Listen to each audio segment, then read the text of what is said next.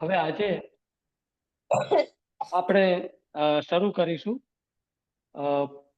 પાષાણ યુગ અને સિંધુ ખીણ સંસ્કૃતિ એ બે પોર્શન જે ઇતિહાસના છે એને આવરી લેવાનો વિચાર છે આપણો.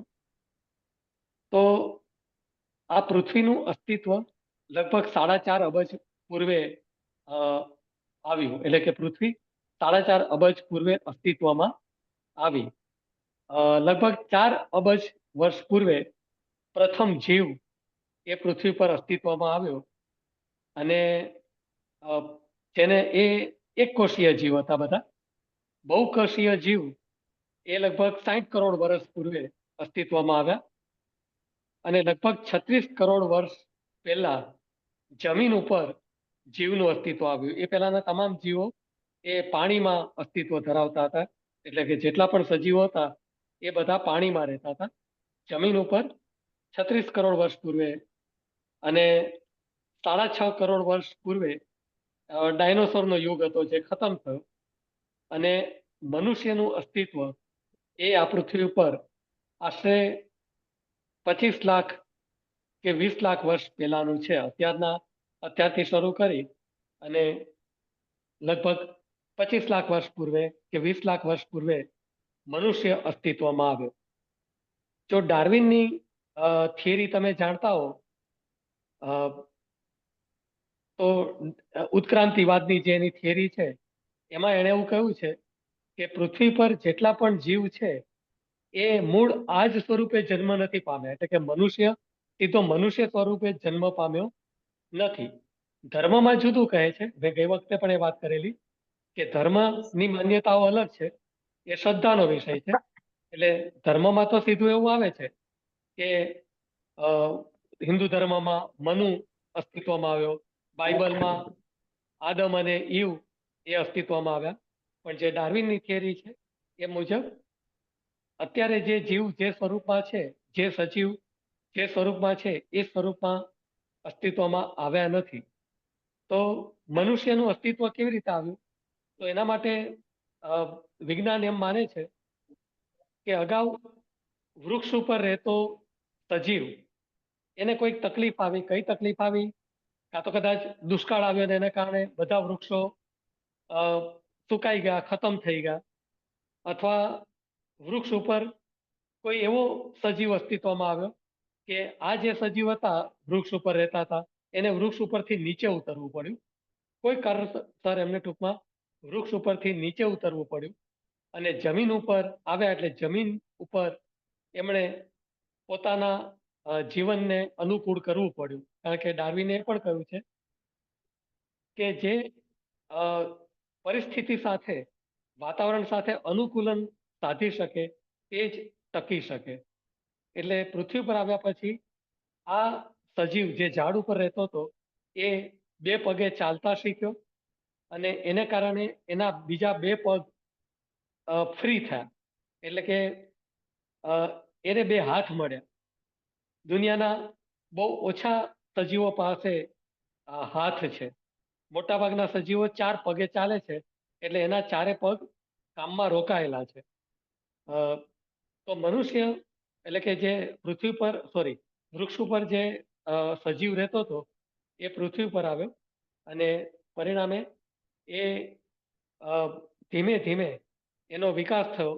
એના 2 પગ એ હવે ફ્રી થયા હતા ચાલવા માટે, એને ચાલવાનું કામ નહોતું કરવાનું અને પરિણામે જે 2 પગ ફ્રી થયા એ 2 હાથ તરીકે અસ્તિત્વમાં આવ્યા અને એને કારણે એની શક્તિઓમાં, એની આવડતમાં, ક્ષમતાઓમાં વધારો થયો. એમાં મનુષ્ય એકમાત્ર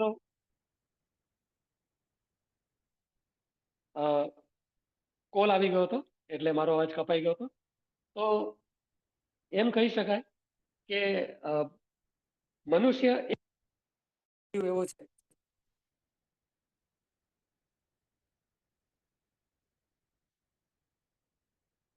હા, ફરી કોલ આવ્યો હતો એટલે પ્રોબ્લેમ હતો.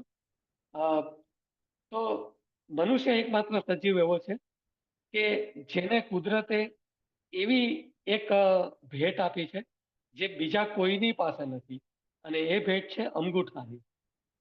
બીજા બધા એટલે કે જે વાનર છે એનાય અંગૂઠા તો છે, પણ એના અંગૂઠા આપણી જેમ છૂટા નથી. આપણો અંગૂઠો જેમ છૂટો આપ્યો છે એવો અંગૂઠો બીજા કોઈ સજીવને છૂટો આપ્યો નથી.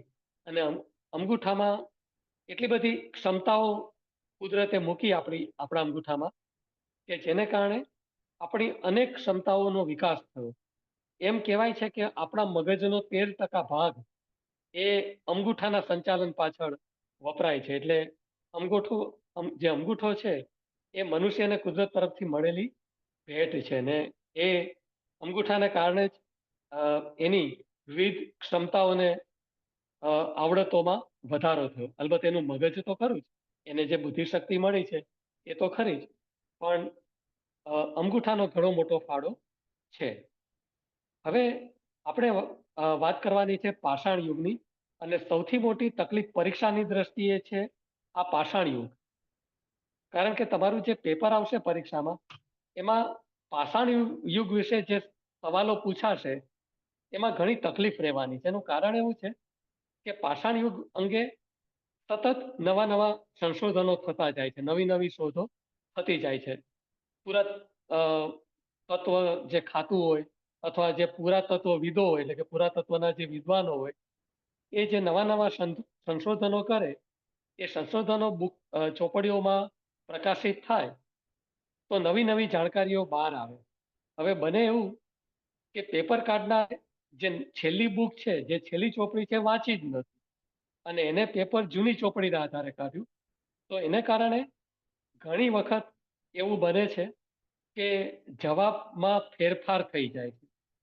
એટલે હવે દાખલા તરીકે એક દાખલો આપું કે એમ પૂછવામાં આવે કે પ્રથમ અનાજના પુરાવા અથવા તો કૃષિના પુરાવા કઈ જગ્યાએ મળ્યા? તો જે જૂનું સંશોધન છે એ પ્રમાણે મેહરગઢ ખાતેથી અનાજના કે કૃષિના પુરાવા મળ્યા છે. પણ જે હવે નવું સંશોધન છે એમાં એવું કહે છે કે કોલ્ડીવા નામની જગ્યા છે, ઉત્તર પ્રદેશમાં આવેલી છે. મેહરગઢ એ અત્યારે પાકિસ્તાનમાં આવેલું છે, પાકિસ્તાનના બલુચિસ્તાન પ્રાંતમાં આવેલું છે. તો મેહરગઢમાં લગભગ આજથી 7,000 વર્ષ પૂર્વે ખેતીની શરૂઆત થઈ, ત્યાંથી અનાજના પુરાવા મળી આવે છે. અને કોલ્ડીવા ખાતે 8,000 વર્ષ પહેલા આપણને અનાજના પુરાવા મળી આવે છે. તો અહીં આ મુશ્કેલી થવાની અને એનો કોઈ ઉપાય નથી. જે કંઈ અન્યાય થશે એ તો બધાને સરખો થશે. હવે ધારો કે એમાં મેહરગઢ અને કોલ્ડીવા બંને વિકલ્પમાં આપ્યા હોય તો મૂંઝવણ પેદા થાય કે શું જવાબ આપો. આ બેમાંથી એક જ વિકલ્પ આપ્યો હોય તો કઈ ચિંતા નથી. મેહરગઢ આપ્યું હોય અને કોલ્ડીવા આપ્યું જ ના હોય તો આપણે તો આમે બ્લાઇન્ડ છે એટલે સવાલ નથી ને, આંખ મીચીને કોલ્ડીવા લખી નાખવાનું એમ કહી શકાય. તો મેહરગઢ અને કોલ્ડીવા આપ્યું હોય તો પ્રોબ્લેમ છે. હવે એને મેહરગઢ જ વાંચ્યું હશે અને ત્યાં જે કી આપી હશે આન્સર કી, એ આન્સર કીમાં એ મેહરગઢને જ માન્ય રાખ્યું હશે, તો જેને પણ કોલ્ડીવા લખ્યું હશે સાચું હોવા છતાં ત્યાં ખોટું પડશે. એટલે પાષાણ યુગના જે સવાલો આવશે પેપરમાં એમાં તકલીફ રહેવાની, પણ આ તકલીફ કોમન છે એટલે એ હવે નસીબ ઉપર છોડવાનું. પાષાણ યુગ સિવાય ઇતિહાસમાં બીજે ક્યાંય એવું નહીં બને કે સવાલ જવાબમાં આવા પ્રોબ્લેમ આવે. એક પાષાણ યુગ એવો આપણો ભાગ છે અભ્યાસક્રમનો કે જેમાં આપણને આ તકલીફ રહેશે, પણ એનો કોઈ ઉપાય નથી. એટલે એવું બનશે કે હું તમને જે જવાબ કહીશ એની જગ્યાએ તમે ક્યાંક બીજી જગ્યાએ ક્લાસ એટેન્ડ કરતા હશો, ક્યાંક બીજી જગ્યાએ કોઈ ચોપડી વાંચતા હશો, તો તમને એમાં જવાબ જુદો મળશે. તો તમને એમ થશે કે જે સોમવારે ઇતિહાસના ક્લાસ લેવાયા હતા એમાં તો આ કહ્યો હતો અને અહીં આ જવાબ કહ્યો હતો, તો આ તકલીફ આ વિભાગ પૂરતી રહેશે. એટલે એ ખાલી એક ચોખવટ કરી દઉં છું. હવે પહેલો સવાલ તમને ઘણીવાર પૂછી શકે પરીક્ષામાં કે પાષાણ યુગના કેટલા પ્રકાર છે? તો એના પ્રકાર છે 3. એ વિકલ્પો તમને એમાં આપ્યા હશે, MCQ હશે તો એમાં પાષાણ યુગના 3 પ્રકાર છે. બીજો સવાલ તમને એવો પણ પૂછી શકે પરીક્ષામાં કે નીચેનામાંથી કયો પાષાણ યુગ સૌ પ્રથમ આવ્યો? તો 3 જે પ્રકાર છે તો આપણે જાણીએ છીએ: પુરાતન પાષાણ યુગ, મધ્ય પાષાણ યુગ, અર્વાચીન પાષાણ યુગ. ચોથો એક પ્રકાર છે એ ચાર લિથિક યુગ, ચારકોલ લેથિક યુગ. તો જે સમયમાં તાંબુ અને પથ્થર એ બંનેનો ઉપયોગ થયો હતો એને ચારકોલ લિથિક યુગ કહેવામાં આવે છે. તો એ ચોથો સમયગાળો છે. એ સિવાય થોમ્સન નામના એક પુરાતત્વ શાસ્ત્રીએ કે ઇતિહાસકારે 3 પ્રકાર પાડ્યા છે માનવ જીવનની પ્રાગૈતિહાસિક યુગના. એટલે કે માનવ જીવનનું મનુષ્યનો જે પ્રાગૈતિહાસિક કાળ હતો એના 3 પ્રકાર એને પાડ્યા છે: 1 પાષાણ યુગ, 2 તામ્ર યુગ અને 3 લોહ યુગ.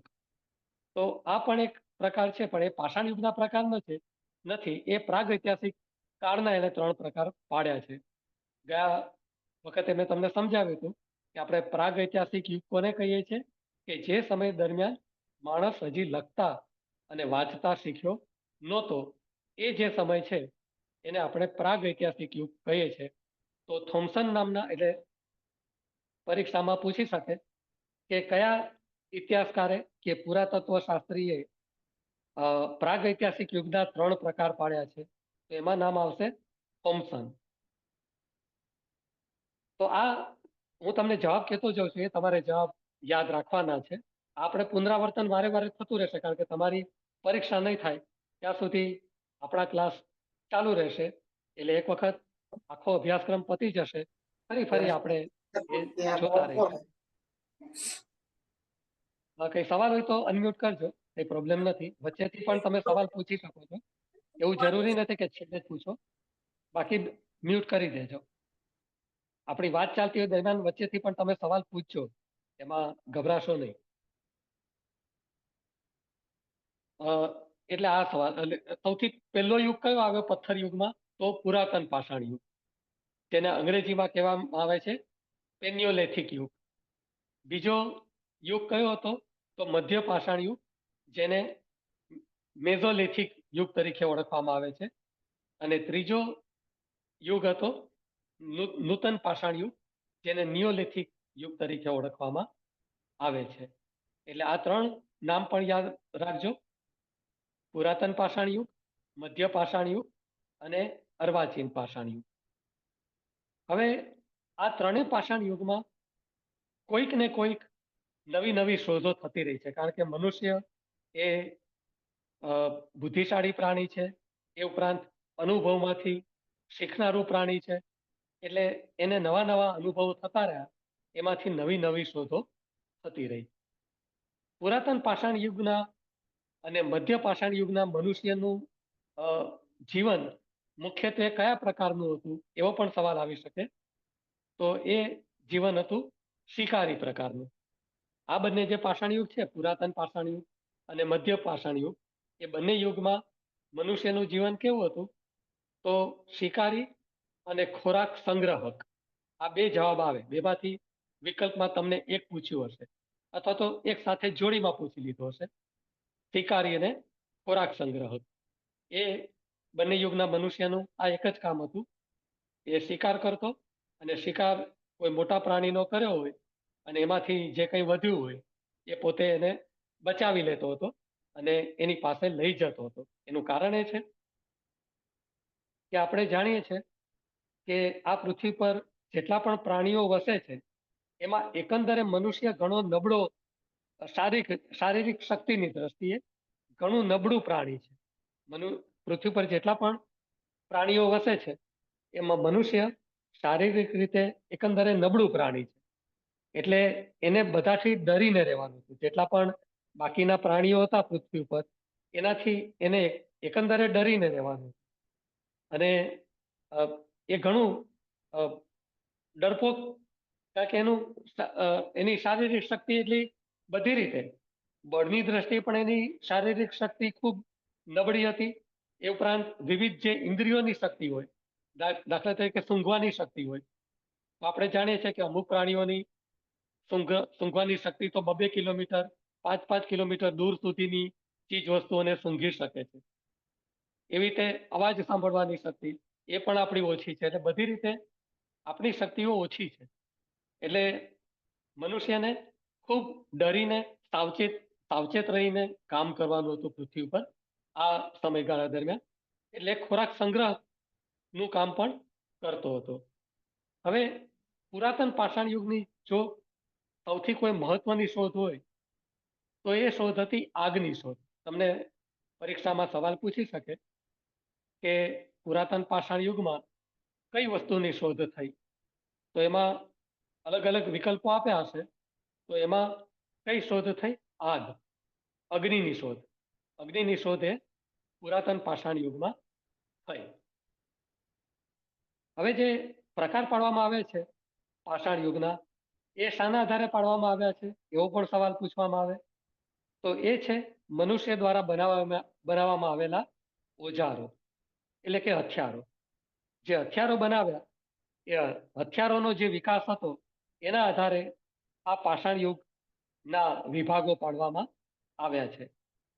પુરાતન પાષાણ યુગમાં શરૂઆતમાં મનુષ્ય ફક્ત પથ્થરનો ઉપયોગ કરતો હતો. એ પછી કંઈક એવું બન્યું કે એણે જે પથ્થરો ફેંક્યા એ પથ્થરોને અણી નીકળ્યું, અથવા તો એને જમીનમાંથી એવા અણીવાળા પથ્થરો મળી આવ્યા. ખાસ કરીને મનુષ્યનો વસવાટ જે હતો એ નદી કિનારે હતો અને પર્વતોની ગુફાઓમાં હતો. તો નદીના પાણીમાં કેટલાક પથ્થરો ઘસાય અને એને કારણે પથ્થરો અણીદાર થાય. એટલે મનુષ્યને ખ્યાલ આવ્યો કે સીધો પથ્થર કોઈને મારવાથી જેટલો ફાયદો નથી થતો એના કરતાં અણીવાળો પથ્થર મારવાથી વધારે ફાયદો થાય છે. જે પ્રાણી ઉપર એ પથ્થર ફેંકતો હશે અથવા તો જે કંદમૂળ કાપવા માટે કે જે ઝાડ કાપવા માટે એ પથ્થરનો ઉપયોગ કરતો હશે એમાં અણીવાળો પથ્થર એને વધારે ફાયદો આપતો હતો. એ એને શોધી કાઢ્યું. એટલે એને પછી માત્ર પથ્થરનો ઉપયોગ કરવાને બદલે પથ્થરોના હથિયારો બનાવવાનો ઉદ્યોગ શરૂ કર્યો. તો એ હથિયારોનો જે વિકાસ થતો ગયો એના આધારે આ પથ્થર યુગના વિભાગો પડ્યા કે પુરાતન પાષાણ યુગ, મધ્ય પાષાણ યુગ, અર્વાચીન પાષાણ યુગ. એની સાથે સાથે એણે એ પણ શોધ્યું કે પથ્થરોમાં પણ સારા પથ્થરો કયા કે જેના હથિયારો વધુ લાંબો સમય ચાલે. એને અલગ અલગ પ્રકારના જે પથ્થરો હતા એમાંથી સારા પથ્થરો શોધી કાઢ્યા. વળી એણે એ પણ શોધ્યું. હા બોલો. તમે જે આ અગ્નિની વાત કરી, હા, કે અગ્નિ માનવી દ્વારા શોધવામાં આવી પથ્થર યુગમાં, તેના વિશે તમે વધુ માહિતી આપી શકશો? હા, એમાં એવું છે કે મનુષ્ય એ નિરીક્ષણમાંથી શીખે. એટલે અગ્નિની શોધ મનુષ્યએ સીધી નથી કરી. એના માટે બે માન્યતાઓ રજૂ થાય છે. એક માન્યતા એવી છે કે કોઈક સ્થળે કોઈક પર્વત તૂટી રહ્યો હતો અને જે પર્વત તૂટી રહ્યો હતો ને એના પથ્થરો જે એકબીજા સાથે ગબડતા હતા એમાંથી અચાનક તણખા ઝર્યા અને એને કારણે જંગલમાં આગ લાગી. તો મનુષ્યએ જોયું કે કંઈક પર્વત પડતો હતો એમાંથી તણખા નીકળતા હતા. એટલે અને એક માન્યતા એવી છે કે મનુષ્ય જે પેલા પથ્થરોમાંથી હથિયારો બનાવતો હતો તો એમાંય તણખા કર્યા. એટલે એના પરથી એને ખ્યાલ આવ્યો કે આ કંઈક છે. અને પછી એ તણખા દ્વારા જે સૂકી ચીજો હતી એ સળગતી હતી. એટલે એ રીતે એણે અગ્નિની શોધ કરી. અથવા તો એના જોવામાં, એના અનુભવમાં અગ્નિનો અનુભવ થયો અને પછી એણે ધીમે ધીમે શોધ્યું કે અગ્નિ પ્રગટાવી કેવી રીતે શકાય.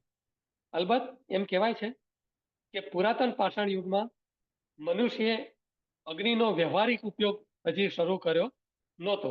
એને એટલી ખબર હતી કે આ અગ્નિ છે, પણ એનો ઉપયોગ શું એને પુરાતન પાષાણ યુગમાં શરૂ નહોતો કર્યો. મધ્ય પાષાણ યુગમાં એણે આ અગ્નિનો ઉપયોગ શરૂ કર્યો. કયા કયા ઉપયોગો શરૂ કર્યા? તો એક તો પોતાના રક્ષણ માટે, કે પોતે જ્યાં રહેતો હતો એને ચારે બાજુ એ અગ્નિ સળગાવી રાખતો હતો.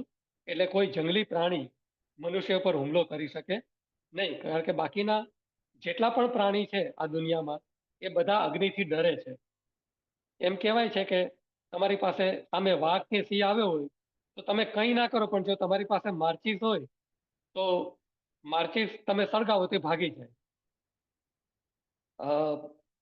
વચ્ચે કિસ્સો બહુ પ્રખ્યાત થયો તો કદાચ તમારા જાણમાં આવ્યો હોય તો, મને નામ ભૂલાઈ ગયું છે, પણ આપણા ચીફ ડિફેન્સ સ્ટાફ TDS એ વિમાન દુર્ઘટનામાં અવસાન પામ્યા હતા.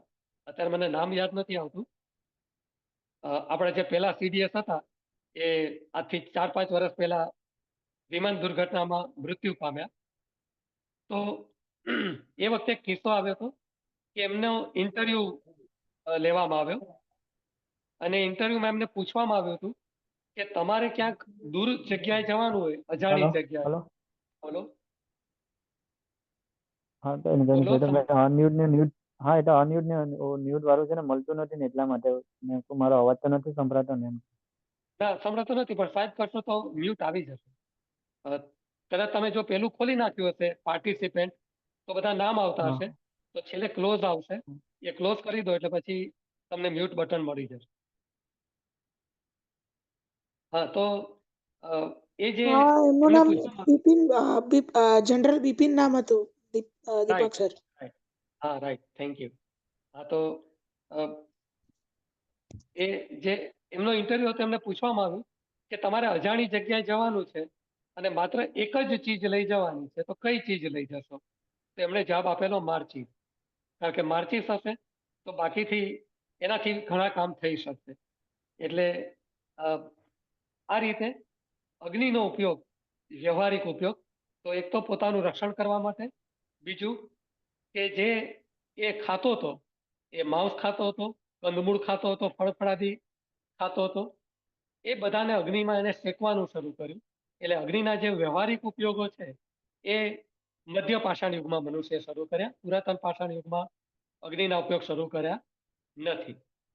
એવી જ રીતે મધ્ય પાષાણ યુગમાં પણ મનુષ્યએ એક બીજી શરૂઆત કરી. એ શરૂઆત હતી પ્રાણીઓને પાળવાની. અત્યાર સુધી મનુષ્ય પ્રાણીને પાળતો નહોતો.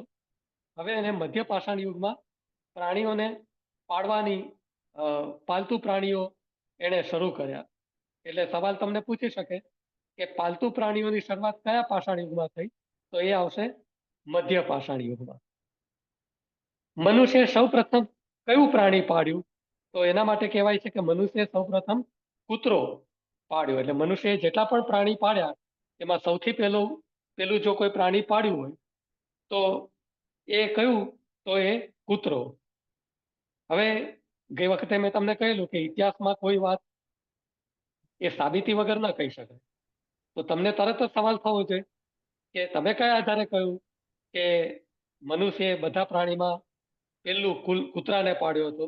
તો એનું કારણ એ છે કે કેટલીક જગ્યાએથી એવી કબરો મળી આવી છે કે જેમાં મનુષ્યની સાથે કૂતરાને દાટવામાં આવ્યો હોય. આપણે ત્યાં ભારતમાં કાશ્મીરમાં બુર્જ હોમ નામની જગ્યા છે. એ બુર્જ હોમ માંથી આપણને એવી કબર મળી છે કે જેમાં મનુષ્ય સાથે કૂતરો દાટવામાં આવ્યો હતો. એટલે પહેલાના સમયમાં એવી માન્યતા હતી કે મનુષ્યને જ્યારે દફનાવવામાં આવે ત્યારે એની જે પ્રિય ચીજો હોય એને પણ એની સાથે દફનાવવામાં આવે. તો એ રીતે બીજું કોઈ પ્રાણી દફનાવેલું આપણને જોવા મળતું નથી, પણ કૂતરો મળી આવ્યો છે.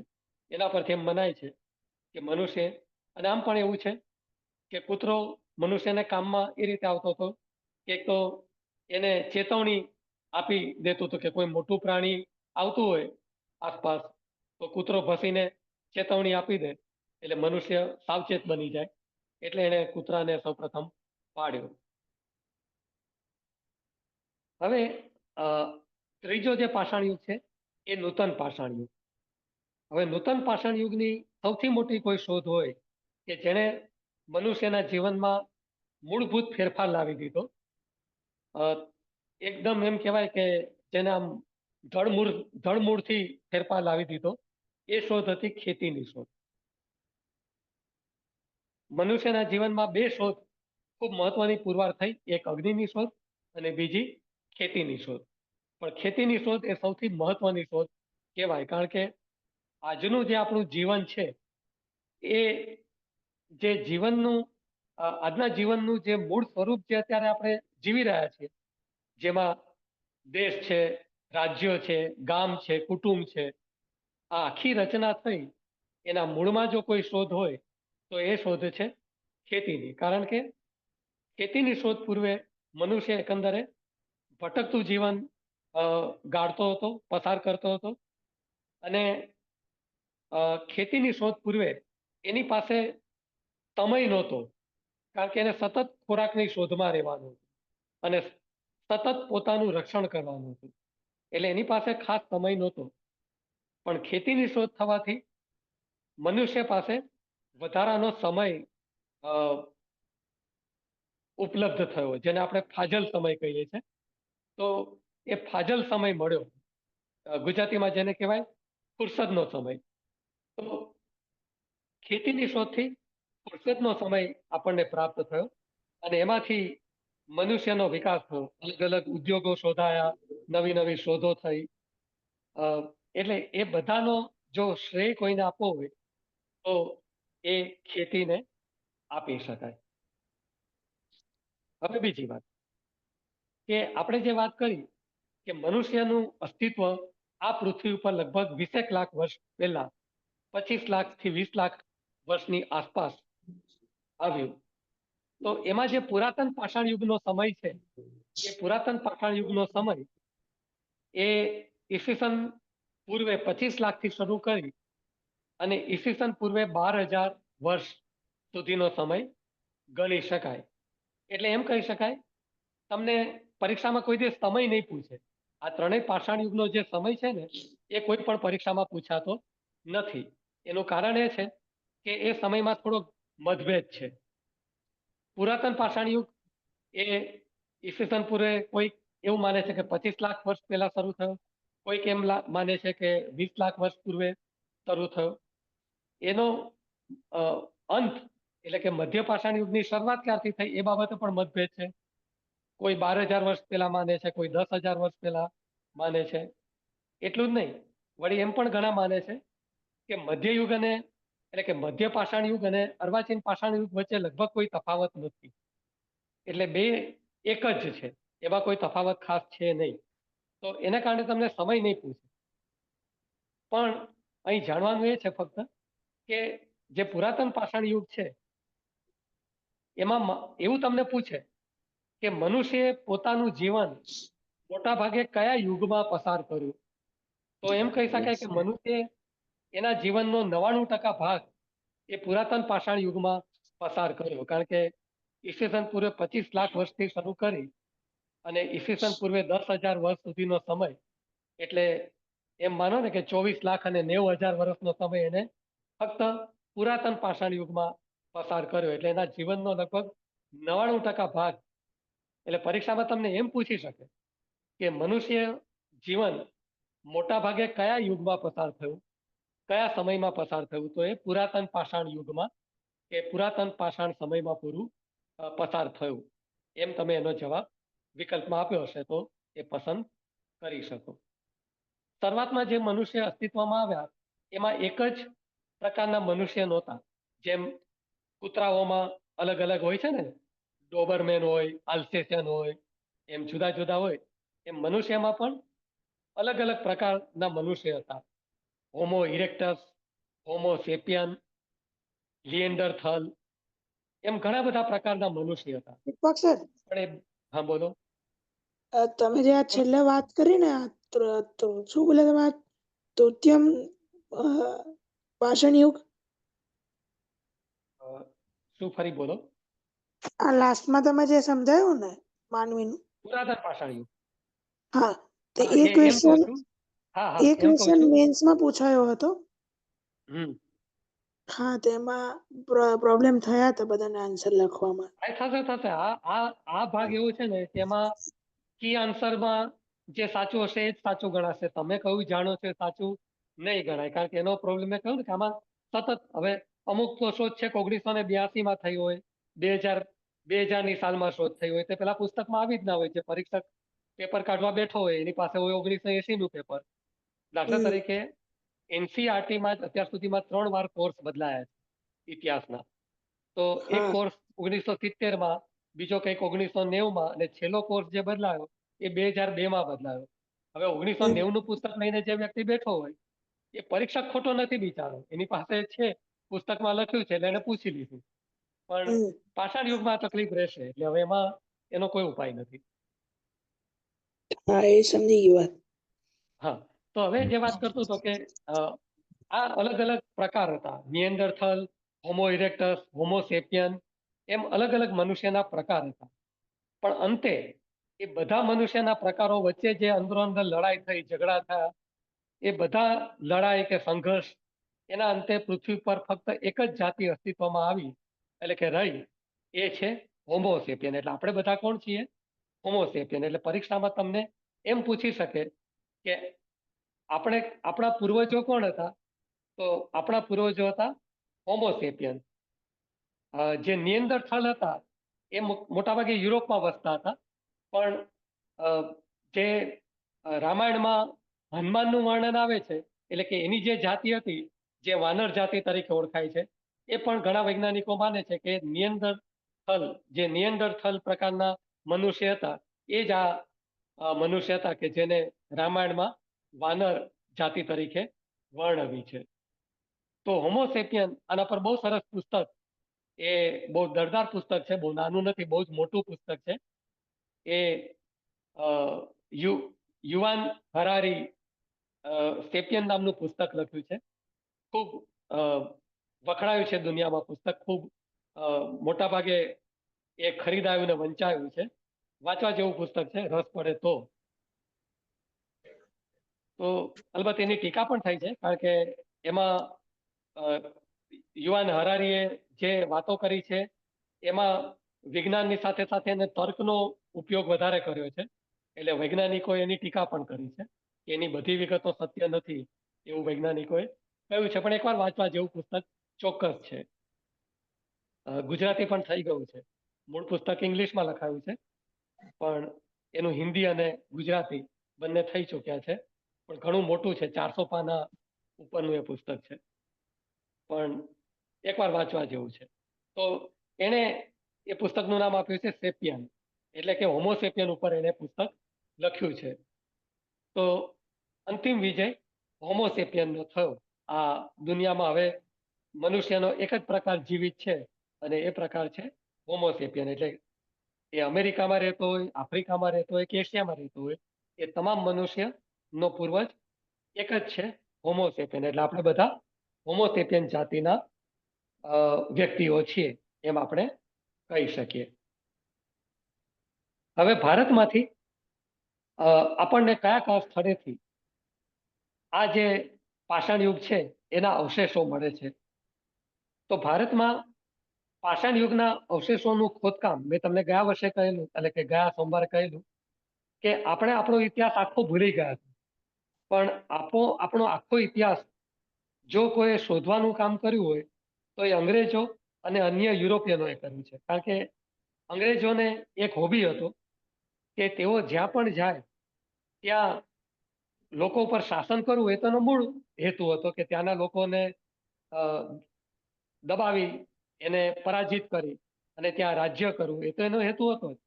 પણ જ્યાં જાય ત્યાંના વિશે જાણવું કે આ લોકો કોણ છે, એની સંસ્કૃતિ કઈ છે, એમના પૂર્વજો કોણ હતા, કેટલા વર્ષોથી અહીં રહે છે, એ એમનો શોખ હતો. પરિણામે એમણે ખૂબ જહેમત લઈ અને ભારતનો ઇતિહાસ શોધ્યો. એક અંગ્રેજ પરિવાર, પ્રિન્સેપ પરિવાર કહેવાય, પ્રિન્સેપ પરિવાર. પ્રિન્સેપ પરિવારના તો કુલ 3 પેઢીના 17 લોકો ભારતમાં આવ્યા, અને એમણે, એટલે કે દાદા, એનો પુત્ર, એના પૌત્ર, એમ એ કુટુંબના 17 અલગ અલગ લોકો એ ભારતમાં અલગ અલગ સમયે આવે છે અને ભારતીય ઇતિહાસના સંશોધનમાં કામ કરે છે. જુનાગઢ પાસેનો જે અશોકનો શિલાલેખ છે, એ શિલાલેખની ભાષા એ આ પ્રિન્સેપ પરિવારના એક વ્યક્તિએ ઉકેલી. અલબત્ત એમાં ભગવાનલાલ ઇન્દ્રજીત નામના એક ભારતીયનો પણ ફાળો છે. એ બંને મળીને આ શિલાલેખ ઉકેલ્યો, કારણ કે એ પહેલા આ શિલાલેખની ભાષા આપણે ઉકેલી શક્યા. કારણ કે આપણે તો આપણો ઇતિહાસ જ ભૂલી ગયા. તમને ગયા લેક્ચરમાં કહ્યું હતું તેમ, એ આપણો આખો ઇતિહાસ એ અંગ્રેજોએ અને અન્ય યુરોપિયનોએ ઘડ્યો છે. તો ઈસવીસન 1861માં એલેક્ઝાન્ડર કનિંઘહામ નામના વ્યક્તિએ ભારતમાં પુરાતત્વ ખાતાની શરૂઆત કરી એમ કહેવાય. અલબત્ત એલેક્ઝાન્ડર કનિંઘહામને ઇતિહાસમાં કોઈ રસ નહોતો, એને તો જૂની પુરાણી ચીજ વસ્તુઓમાં રસ હતો. એટલે ખોદકામ કરી અને જૂની મૂર્તિઓ કે કંઈક જૂની ચીજ વસ્તુ શોધવી અને પોતાના દેશમાં લઈ જવી, એવો એનો આશય હતો. એને ઇતિહાસમાં કોઈ રસ હતો નહીં. પણ ઇતિહાસમાં જેને રસ હતો એ હતો રોબર્ટ બ્રુસફૂટ. આના નામમાં અલગ અલગ પુસ્તકમાં અલગ અલગ નામ લખાયું છે. ક્યાંક રોબર્ટ બ્રુસફૂટ લખાયું છે અને ક્યાંક રોબર્ટ બ્રુસફૂટ લખાયું છે. પણ બ્રુસફૂટ કોમન છે, બ્રુસફૂટ બધે સરખું લખાયું છે. પણ શરૂઆતનું નામ છે એમાં ક્યાંક રોબર્ટ અને ક્યાંક રોબર્ટ લખાયું છે. તો રોબર્ટ બ્રુસફૂટે પલવરમ ચેન્નઈ પાસે આવ્યું, મદ્રાસ ચેન્નઈ પાસે પલવરમ નામની જગ્યા આવી, ત્યાં એણે ખોદકામ કર્યું અને ત્યાંથી એણે પુરાતન પાષાણ યુગની એક કુહાડી, પથ્થરની કુહાડી શોધી કાઢી. એટલે પલવરમ ખાતેથી એણે આ કુહાડી શોધી. એટલે સૌપ્રથમ ભારતમાં પુરાતન પાષાણ યુગનો અવશેષ કયા સ્થળેથી મળ્યું? તો એ સ્થળ છે પલવરમ.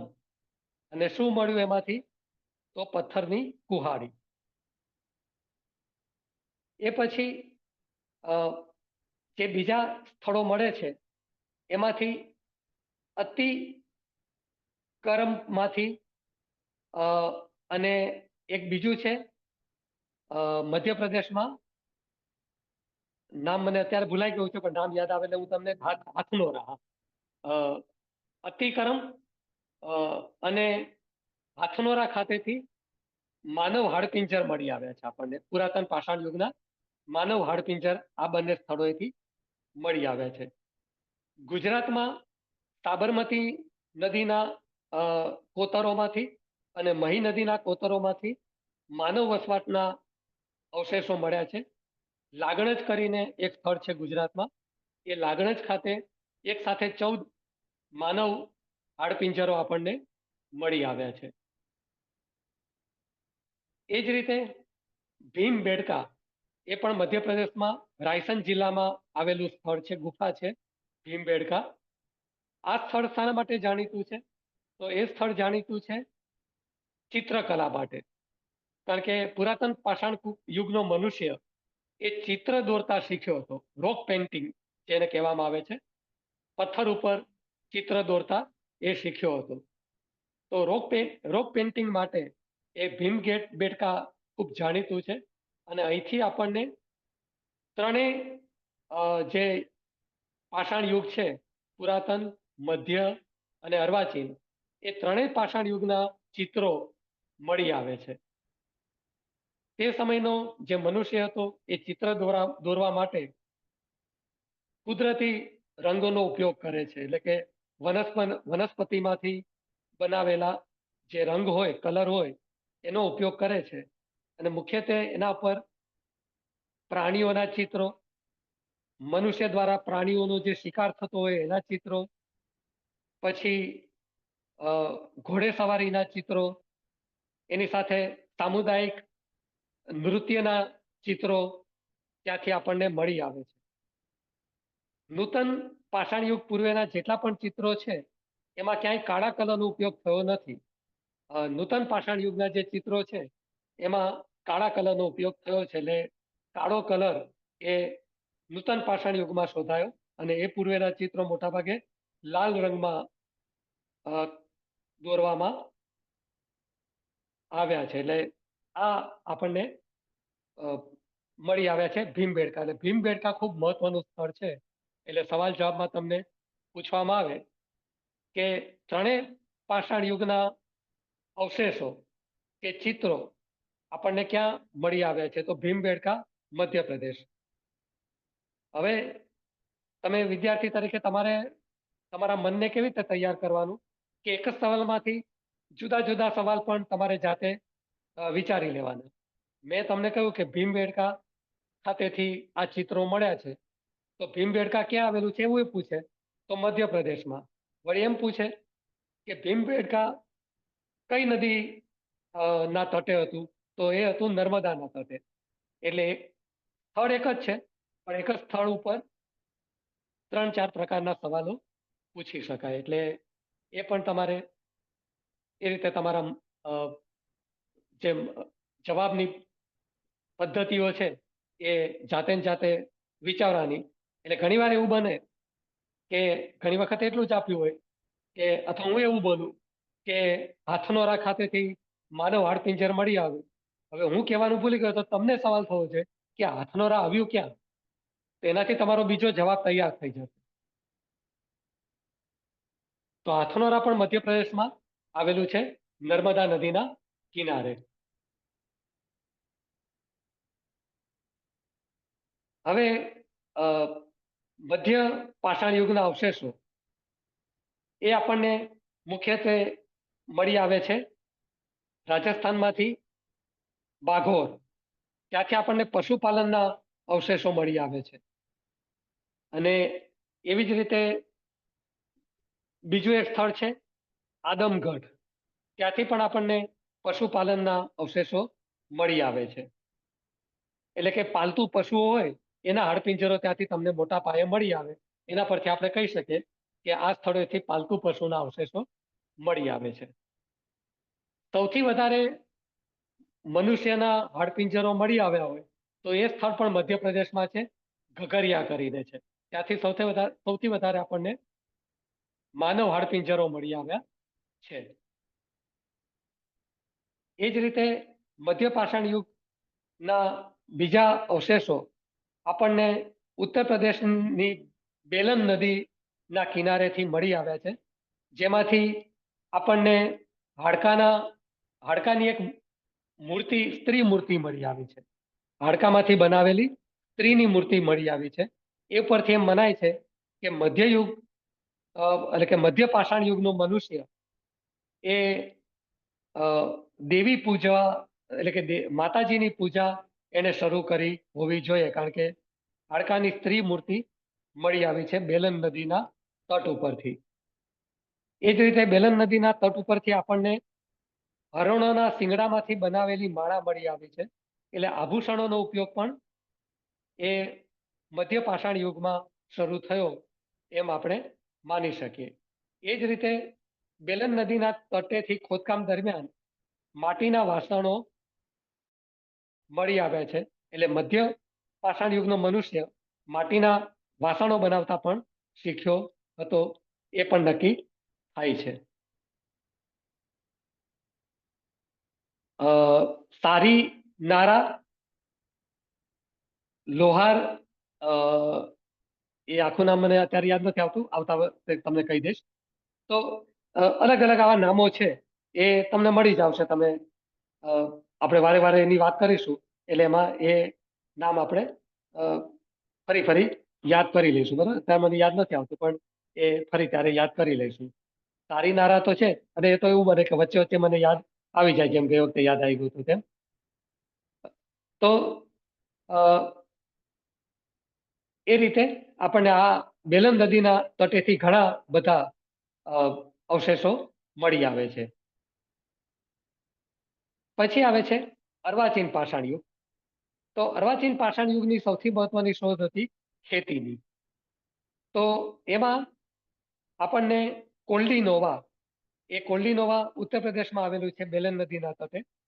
તો ત્યાંથી આપણને સૌ પ્રથમ ચોખાના પુરાવા મળે છે. આખા ભારતમાંથી ચોખા, ચાવલ, રાઈસ જેને કહીએ છીએ, એ રાઈસના સૌથી પહેલા પુરાવા મળી આવ્યા હોય તો એ કોલ્ટી હવા ખાતે મળી આવ્યા છે. અને લગભગ ઈસવીસન પૂર્વે 8000 વર્ષના એ છે. એ જ રીતે પાકિસ્તાનના બલુચિસ્તાન પ્રદેશમાંથી મેહરગઢમાંથી આપણને ઈસવીસન પૂર્વે 7000 વર્ષના ઘઉં અને જવ, આ બેના પુરાવા મળી આવ્યા છે. અને આખી દુનિયામાંથી કપાસના પુરાવા સૌપ્રથમ મેહરગઢમાંથી મળી આવ્યા છે. એટલે આખી દુનિયામાંથી કપાસ ના જો કોઈ પુરાવા સૌથી પહેલા મળ્યા હોય તો એ મેહરગઢ ખાતેથી મળ્યા છે. અને મેહરગઢ ખાતેથી જ આપણને મનુષ્યના વસવાટના પુરાવા મળી આવ્યા છે. એટલે કે મનુષ્ય એ મહેરગઢમાં મકાનો બનાવીને રહેતા શીખ્યો. અત્યાર સુધી મનુષ્ય તેમાં રહેતો હતો? નદીના કોતરો અને પહાડોની ગુફાઓમાં. પોતે જાતે મકાન બનાવતો નહોતો, પણ મહેરગઢમાંથી માટીના મકાનોના પુરાવા મળ્યા છે. વળી એક સ્થળ એવું છે, બુર્જ હોમ, જેની હમણાં આપણે વાત કરી, એ કાશ્મીરમાં આવેલું છે. તો બુર્જ હોમ ખાતે મનુષ્ય ખાડામાં પણ રહેતો હતો, એટલે ખાડા ખોદીને પણ મનુષ્ય એમાં રહેતો હતો, એવા પુરાવા આપણને મળી આવ્યા છે. તો આખા ભારતમાંથી બુર્જ હોમ ખાતે આપણને મનુષ્ય મોટા, એટલે કે બહુ મોટા ખાડા હોય, અને ખાડામાં પણ પાછા એને રૂમ જેવા પ્રકારો તૈયાર કર્યા હોય, કે ખાડો સીધો નહીં, એ ખાડામાં પણ પાછા દિવાલો ને બધું આમ ખાડાની અંદર એવી રચનાઓ કરી હોય કે તમને રૂમ લાગે. ભંડાર, અનાજ કે માંસ સંગ્રહવાના ભંડારો એને તૈયાર કર્યા હોય. તો એ બુર્જ હોમમાંથી આપણને ખાડા વસવાટના પ્રકારો મળી આવ્યા છે. તો એ રીતે, અને મહેરગઢ એક એવું સ્થળ છે કે જ્યાંથી આપણને અર્વાચીન પાષાણ યુગના અવશેષો મળે છે એટલું જ નહીં, પણ ત્યાંથી હડપ્પા સંસ્કૃતિના અવશેષો પણ મળે છે. એટલે મહેરગઢ એ અર્વાચીન પાષાણ યુગથી શરૂ કરી અને સિંધુ ખીણ સંસ્કૃતિના અંત સુધી એક ધારું ટકી રહેલું સ્થળ હતું. એટલે ત્યાં આ બધી સભ્યતા કે સંસ્કૃતિના અવશેષો આપણને મહેરગઢમાંથી મળે છે. અને મહેરગઢ પાકિસ્તાનમાં આવેલું હોય છતાં આપણે ત્યાં પરીક્ષામાં પૂછવામાં આવે છે. એટલું જ નહીં, હવે તકલીફ એ થઈ ગઈ છે હમણાંના વર્ષોમાં. અમારી વખતે સારું હતું કે અમારી વખતે જનરલ નોલેજ એટલે એવું માનવામાં આવતું હતું કે તમને સામાન્ય જ્ઞાન હોવું જોઈએ, એ ગોખવાની જરૂર નથી. દાખલા તરીકે તમને એમ જ પૂછવામાં આવે કે ભાઈ અમદાવાદ મહિનામાં ગરમી, એટલે કે અમદાવાદમાં મે મહિનામાં ગરમી કેટલી પડે?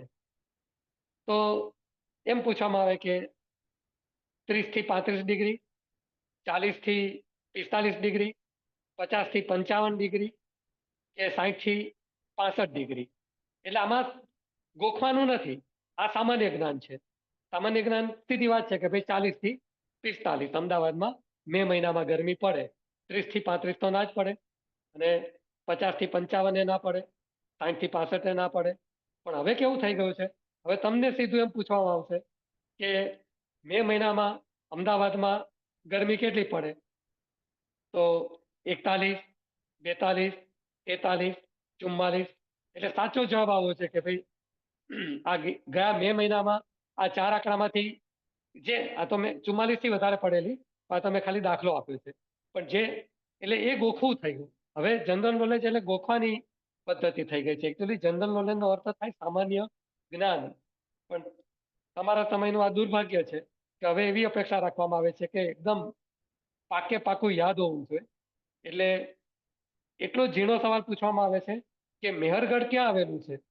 તો એમાં પાછું એવું પૂછે, પશ્ચિમ બલુચિસ્તાનમાં, પૂર્વ બલુચિસ્તાનમાં, ઉત્તર બલુચિસ્તાનમાં કે દક્ષિણ બલુચિસ્તાનમાં? તો મહેરગઢ આવેલું છે દક્ષિણ બલુચિસ્તાનમાં. પેલા એટલું જ પૂછવામાં આવતું હતું મહેરગઢ ક્યાં આવેલું છે? તો બલુચિસ્તાન લખવાની જરૂર નથી, પાકિસ્તાન લખી નાખો એટલે પતી ગયું. એટલે એ સામાન્ય જ્ઞાન છે, પણ હવે સામાન્ય જ્ઞાનને ગોખવાની સાથે લઈ જવામાં આવ્યું છે. એટલે તમારા સમયની આ મુશ્કેલી છે એ ચોક્કસ છે, પણ હવે એ પણ કોમન છે, એટલે બધાને એક સરખી અસર થવાની છે. એટલે હવે એનો કોઈ ઉપાય નથી. કોઈક સમજદાર વ્યક્તિ સત્તા ઉપર આવે અને એ ફરી, એટલે શિક્ષણવિદ કોઈ સમજદાર સત્તા ઉપર આવે અને એ આમાં સુધારો કરે તો થાય. તો એ દક્ષિણ બલુચિસ્તાનમાં આવેલું છે એવું ઝીણું એ પૂછે છે, એ તકલીફ છે. તો મહેરગઢ ખાતેથી આપણને કૃષિના અને રહેણાંક વિસ્તારના પુરાવા મળે છે. એટલે આ પણ સવાલ બની શકે. તો અહીં આપણે પાષાણ યુગની વાત પૂરી કરીએ છીએ, કારણ કે એમાં જેટલું અગત્યનું હતું એ આપણે વાત થઈ ગઈ. હવે એના પછી ખેતીની શોધ થઈ એટલે શું થયું કે મનુષ્ય પાસે ફુરસદનો સમય આવ્યો અને એની સાથે સાથે એક બીજી પરિસ્થિતિનું નિર્માણ થયું. અગાઉ શું હતું કે દરેક મનુષ્યએ પોતાના ખોરાક માટે જાતે મહેનત કરવાની હતી, પણ ખેતીવાડીમાં એવું બન્યું કે એક મનુષ્યને જરૂર હોય એના કરતાં પણ વધારે ઉત્પાદન થવા માંડ્યું. એક મનુષ્યને જેટલો ખોરાક જોઈએ એનાથી પણ ખેતીવાડીમાં ઉત્પાદન વધી ગયું, એટલે ફાજલ ઉત્પાદન, વધારાનું ઉત્પાદન શરૂ થયું. એટલે એના કારણે એક નવી પરિસ્થિતિનું નિર્માણ થયું કે હવે દરેકને પોતાના ખોરાક માટે મહેનત કરવાની જરૂર નથી. એટલે મનુષ્યનો એક વર્ગ એવો અસ્તિત્વમાં આવ્યો કે જેને આમે ખેતીવાડી કરતા આવડતું નહોતું અથવા એને ખેતીવાડીમાં રસ પડતો નહોતો. તો એણે ખેતીવાડીને બદલે પોતાની બુદ્ધિ એ બીજી જગ્યાએ લગાવી, જેમાંથી એણે નવી નવી વસ્તુઓની શોધ શરૂ કરી, નવી નવી વસ્તુઓનું નિર્માણ શરૂ કર્યું. એને નવી નવી વસ્તુઓ બનાવી અને એમાંથી પછી વસ્તુ વિનિમયની પદ્ધતિ શરૂ થઈ કે અલગ અલગ લોકો પાસે અલગ અલગ વસ્તુ હોય તો એ લોકો પોતાની વસ્તુનું મૂલ્ય નક્કી કરે અને એ પ્રમાણે વસ્તુઓની આપ-લે શરૂ થઈ. ખેડૂતને હળની જરૂર હોય, ખેડૂતને મકાન માટે માટીની કે ઈંટોની જરૂર હોય, તો એ જે વ્યક્તિઓ પાસે ઈંટો હોય કે જેને હળ બનાવતા આવડતું હોય એની પાસેથી હળ ખરીદે અને બદલામાં એને અનાજ આપે. એટલે ટૂંકમાં મનુષ્યમાં હવે ખોરાક સંગ્રહક કે ખોરાક ઉત્પાદકની જગ્યાએ અલગ અલગ વર્ગો અસ્તિત્વમાં આવ્યા, જેને આપણે અલગ અલગ કારીગરો કહીએ છીએ. એટલે ખેડૂત અને કારીગર એમ બે વર્ગ અસ્તિત્વમાં આવ્યા. અને ખેતીવાડીની શોધ થઈ એની સાથે સાથે મનુષ્યમાં સંપત્તિ સંગ્રહનો ખ્યાલ પણ પેદા થયો. ધીમે ધીમે એનામાં સંપત્તિ સંગ્રહનો ખ્યાલ પેદા થયો અને એમાંથી એમ કહીએ કે આજની જે પરિસ્થિતિ છે, જે સુખદ પરિસ્થિતિ છે કે દુઃખદ, એ ફિલોસોફીનો વિષય છે. પણ જે પુસ્તકની મેં વાત કરી તમને, કેપિયન નામનું પુસ્તક, જે યુવાન હરારી નુઆ એ લખ્યું છે, એણે તો એવું લખ્યું છે કે ખેતીવાડીની શોધે મનુષ્યના જીવનને દુઃખદ બનાવી દીધું. ખેતીવાડી પહેલા મનુષ્ય એકંદરે સુખી હતો, પણ ખેતીવાડીની શોધ થતા મનુષ્યનું જીવન દુઃખી બની ગયું બધી જ રીતે. અગાઉ એ કોઈ શિકાર કરી લે પછી એ પોતાનું જીવન આનંદ પ્રમોદમાં પસાર કરતો, ખુશખુશાલ રહેતો હતો. પણ ખેતીવાડીની શોધ પછી એના જીવનમાં જે સંપત્તિનો મોહ જાગ્યો એને કારણે એની ખુશી એ બધી નાશ પામી અને સતત એનું ધ્યાન સંપત્તિ કેમ ભેગી કરવી, પોતાની ખેતીનો કેમ વિકાસ કરવો, ગયા વખતે જે પાક્યું તેનાથી વધારે કેમ પાકે આગામી વર્ષે, એટલે આનંદ પ્રમોદ એના જીવનમાંથી એકંદરે જવા માંડ્યા.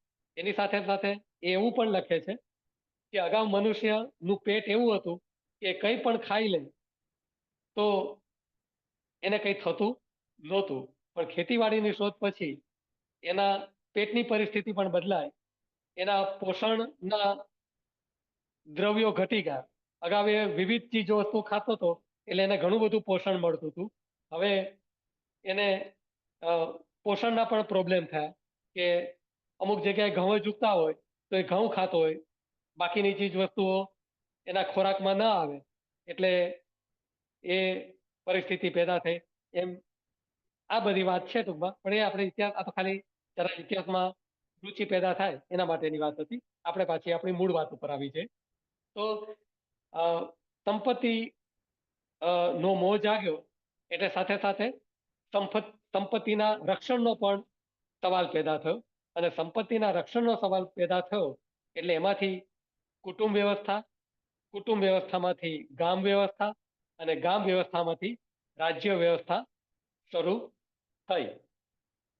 એની સાથે સાથે મનુષ્ય એક જ સ્થળે એનો નિવાસ કાયમી થયો. ખેતીવાડીને કારણે બીજું મહત્વનું પરિવર્તન એ આવ્યું કે મનુષ્ય જે ભટકતું જીવન કાઢતો હતો એ હવે કાયમી નિવાસ એનો શરૂ થયો.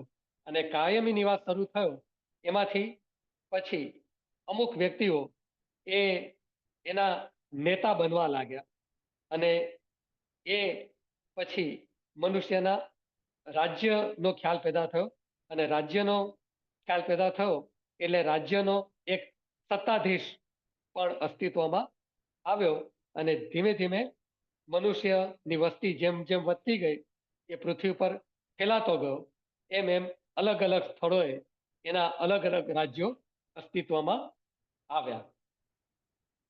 સૌ પ્રથમ મનુષ્યનું અસ્તિત્વ એ આફ્રિકામાં આવ્યું છે.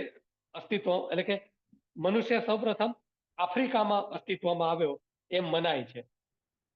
પાષાણયુગીન મનુષ્ય જે છે એ સૌ પહેલા એનું ક્યાંય અસ્તિત્વ સર્જાયું હોય તો એ આફ્રિકામાં સર્જાયું હતું એમ મનાય છે. અને આફ્રિકામાંથી ધીમે ધીમે એ બહાર જેમ જેમ એની વસ્તી વધતી ગઈ એમ એમ એ અમુક લોકોએ સ્થળાંતર શરૂ કર્યું અને એ રીતે પૃથ્વી ઉપર એ અલગ અલગ પ્રદેશોમાં ફેલાતો ગયો.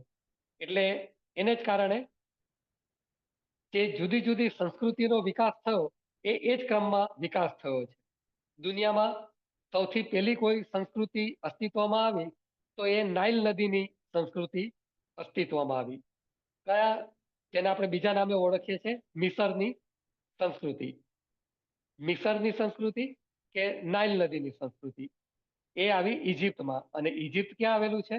એ આફ્રિકામાં આવેલું છે. એ પછી બીજી સંસ્કૃતિ વિકાસ પામી બેબીલોન કે મેસોપોટેમિયાની સંસ્કૃતિ. એ કઈ નદીના તટે આવેલું છે? તો એ છે યુફ્રેટિસ અને તૈગ્રીસ. તો એ ક્યાં આવ્યું? યુફ્રેટિસ ને તૈગ્રીસ નદી તો એ અત્યારના ઈરાકમાં. તો ઈરાક પણ તમે જાણો છો એ આફ્રિકાથી નજીક છે. ઇજિપ્ત પછી ઈરાક અને એ પછી સિંધુ ખીણ સંસ્કૃતિ અસ્તિત્વમાં આવી. એટલે આપણી ભારત જે ભારતીય ઉપમહાદ્વીપ છે એની સંસ્કૃતિ. તો આપણે જાણીએ છીએ કે ઇજિપ્ત એ આફ્રિકાથી નજીક છે. એના પછી નજીક આ ઈરાક છે. એટલે ઇજિપ્તમાંથી મનુષ્ય આગળ વધ્યો, ઈરાક ગયો. ઈરાકમાં પણ એની વસ્તી વધી ગઈ એટલે એ વધારે આગળ ગયો તો સિંધુ નદીના તટે આવ્યો. તો એ રીતે સિંધુ નદીના તટે એની વસ્તી અસ્તિત્વમાં આવી.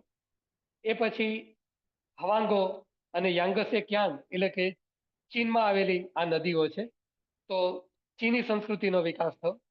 તો આ બધી સંસ્કૃતિઓનો અલગ અલગ સમયે વિકાસ થયો. પણ આપણે તો ફક્ત ભારતનો જ ઇતિહાસ જોવાનો છે એટલે સિંધુ ખીણ સંસ્કૃતિની વિગત આપણે કરવાની છે. હવે સમય કહો કેટલો? અડધો કલાક થઈ ગયો? પૂરો કલાક ઉપર થયો. 10 ને શું 5 કરું છું મિનિટ. આપણે? અચ્છા, તો આજે આટલેથી અટકાવવું છે? તમારા સવાલો લઈ લેવા છે કે સિંધુ ખીણ ચાલુ રાખવું છે? તો સવાલ લઈ લઈએ આમ તો. હા, તો સવાલ બોલો, તમારા સવાલ કઈ પણ હોય.